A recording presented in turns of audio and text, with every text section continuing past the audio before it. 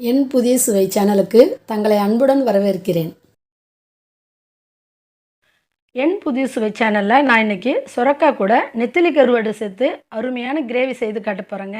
இது சாப்பிட்றதுக்கு அவ்வளோ டேஸ்ட்டாக இருக்கும்.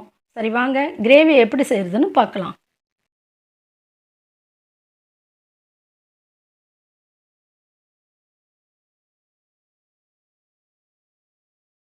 பாத்திரம் சூடானதும் தேவையான அளவுக்கு எண்ணெயை ஊற்றிப்போம்.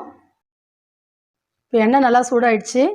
இதில் ஒரு அரை ஸ்பூன் கடுகு உளுத்தம்பயிரை சேர்த்துக்கலாம். கடுகு உளுத்தம்பயிர் நல்லா பொரிஞ்சதும் பொடியாக நறுக்கின ஒரு பெரிய வெங்காயத்தை சேர்த்துப்போம். வெங்காயம் கண்ணாடி பதம் வர வரையும் நல்லா வதக்கி விடுங்க. வெங்காயம் கண்ணாடி பதம் வந்துடுச்சு. இப்போ ஒரு 10 பல்லு பூண்டை ஒன்றும் பாதியமாக இடித்து சேர்த்துக்கலாம். பூண்டில் இருக்க பசுவாடை போகிற வரையும் வதக்கி விடுங்க. இந்த பாருங்கள், இந்த அளவுக்கு பூண்டு வதங்கினதும் பொடியாக நறுக்கின ஒரு பெரிய தக்காளியை சேர்த்துக்கலாம். இது கூடவே கொஞ்சம் கருவேப்பிலை தழையும் சேர்த்துட்டு நல்லா வதக்கி விடுங்க. வெங்காயம் தக்காளி எல்லாம் நல்லா வதங்கி இந்த மாதிரி வந்ததும் ஒரு மீடியம் சைஸ் சுரக்காய் எடுத்து நான் இந்த மாதிரி பெரிய பெரிய துண்டாக நறுக்கி வச்சுருக்கேன். இப்போ இதில் சேர்த்துக்கலாம். சுரக்காயை சேர்த்துட்டு நல்லா கிளறி விடுங்க. இப்போ இதை ஒரு 2 நிமிஷம் போல் மூடி போட்டு வேக விடலாம். ஸ்டவ்வை லோ ஃப்ளேம்லேயே வச்சுக்கோங்க. 2 நிமிஷம் ஆயிடுச்சு, திறந்து பார்க்கலாம். இந்த பாருங்கள், சுரக்காய் ஓரளவுக்கு வெந்திருக்கு. இப்போ இதில் ஒரு அரை ஸ்பூன் மஞ்சப்பொடி, தேவையான அளவுக்கு மிளகாய்த்தூள், தேவையான அளவுக்கு உப்பு சேர்த்துட்டு கொஞ்சமாக தண்ணி சேர்த்து ஒரு முறை கிளறி விட்டுக்கோங்க.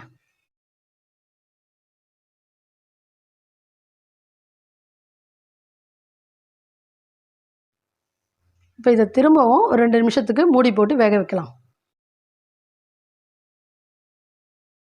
2 நிமிஷம் ஆயிடுச்சு, திறந்து பார்ப்போங்க.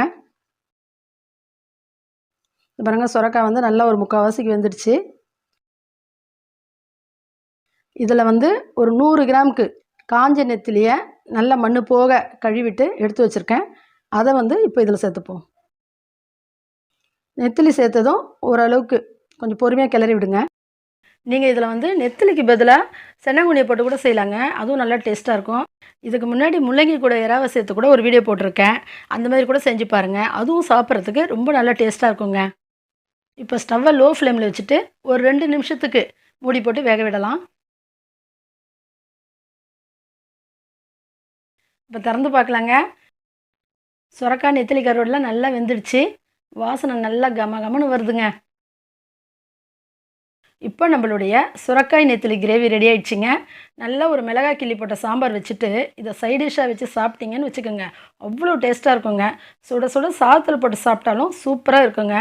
இந்த ரெசிப்பியை நீங்கள் வீட்டில் ட்ரை பண்ணி பாருங்கள், கண்டிப்பாக உங்களுக்கு பிடிக்கும். இந்த வீடியோ உங்களுக்கு பிடிச்சிருந்தா லைக் பண்ணுங்கள், ஷேர் பண்ணுங்கள். மறக்காமல் நம்ம சேனலை சப்ஸ்கிரைப் பண்ணிக்கோங்க. இது மாதிரி வேறு ஒரு நல்ல ரெசிபியோட அடுத்த வீடியோவில் சந்திக்கலாம்.